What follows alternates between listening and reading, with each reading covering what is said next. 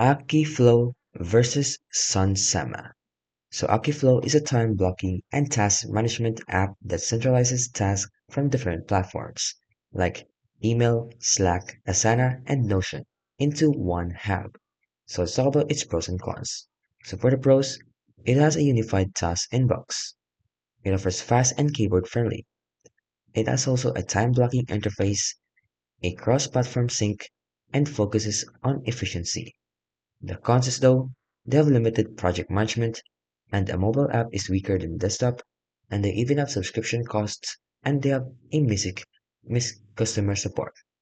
So overall, there are some pricings compared to simpler alternatives, but other than that, it can get expensive.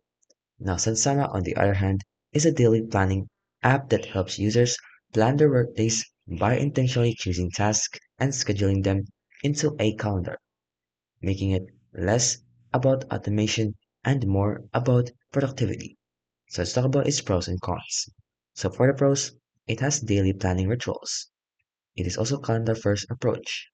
They have collaboration friendly support for other tools and integrations, and it focuses and the mindfulness is designed to reduce burnout by limiting daily tasks, and they have the polished user experience, which is very clean and free interface.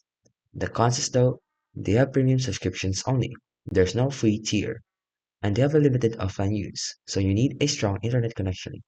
And it's not for power users, and they have a steep learning curve. So, choose Akiflow if you want a speed, integration, and time blocking efficiency, and choose Sunsama if you prefer a mindful, intentional approach to planning.